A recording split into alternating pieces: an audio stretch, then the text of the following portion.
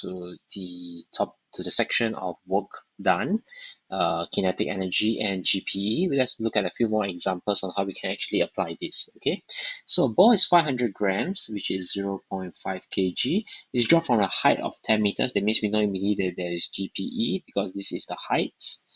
There's an energy loss of 10 joules. That means energy has been lost of 10 joules due to air resistance.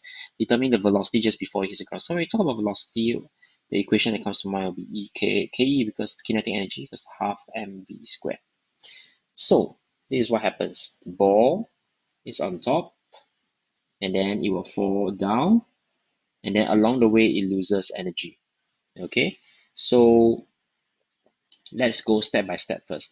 First, let's find what is the GPE. So the GPA of the ball equals to mgh. We put in the values itself, which is equals to 0.5 kg times g is 10. We assume it to be 10, and your height is 10. So this would be to multiply by 100. You will get 50 joules. Okay, so it has a GPE of 50 joules. Next, by principal conservation of energy, when it reaches the ground here, the amount of energy left. Okay, let's put all the energy first, GPE and KE. K at the top is 0 because the ball is not moving. At the bottom, GPE has 0 height, so GPE is 0. So what's the energy? Some of you will say that is 50, correct. But because there is 10 being lost to air resistance, so you got a minus of 10. So it's 40 joules left. So K only left with 40 joules. Okay, here, because some energy is being lost to overcome air resistance. So we know that K equals to 40 joules. KE equals to half mv squared.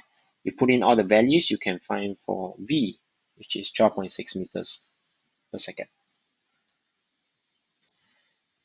Next, let's look at the same ball that's being thrown vertically downwards. So instead of just dropping, it's being thrown. Okay, so this ball is 0.5 kg. It's thrown vertically downwards from a height of 10 meters. So the ball, height of 10 meters, is being thrown down. So it has a velocity of 5 meters per second. So just now it doesn't have a velocity. Okay, so determine the energy loss at the bounce. Assume no energy is lost due to air resistance. It hits the ground and bounces up. Okay, it then rises to a maximum height of 8 meters. So after that, it rises up to only 8 meters. So the ball goes down, bounce, and then comes up to only 8 meters.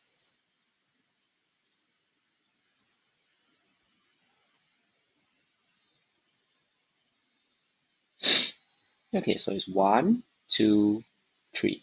So let's calculate first. Determine energy loss at the bounce. Okay, so first let's find step by step first. So step 1, what we want to find is the initial energy. That means at the start at 1, what is the energy? So what energy do we have here? There's a height GPE and then we have KE. Okay, so we want to find both of these. So let me just change the symbol. This is GPE. This is KE. So the initial KE is equals to half mv squared. GP is mgh. Okay. What we want to find is the two values itself. So half mv squared, you put in the values. Why is it 5 of v? Because down here is stated is 5. mgh, you get the same values, so you put it in. Why? Because 0.5 is the mass, 10 is the height, and g is 10 also. So next, let's look at the next line here. Equals to the final kinetic energy. So at point 3 here, there is GPE. Why? Because there is 8 meters. There is KE because, in this case, KE should be equal to 0 because it has reached its maximum height. So K equals to 0. And then at the same time, there are energy that is being lost. So at point 3, it only has this 2. Okay, but we must take note that this is the highest it can go. So initially, you have KE and GPE. This energy, some of it has reached the final KE. Some of it have reached the GPE.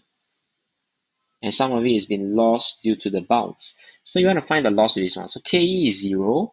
Why? Because we explained it has reached the maximum height. So it's 0. Your GPE is down the height. So M is 0.5, G is 10, H is 8, as you can find here. Energy loss and energy loss. So the remaining energy that's being lost is lost during the bounce itself. So if you calculate the math, you can find the energy loss will be 16.3 joules. It means during the bounce, this amount of energy is being lost. Now, when it bounces, what energy can it be lost to? Lost as sound, or it can be lost as heat. So these are the two examples. So when you're always confused, okay, write down the equation first in terms of how the forces actually, how the energy actually changes from the start. Okay, so we will come back with the next part with more examples. Thank you.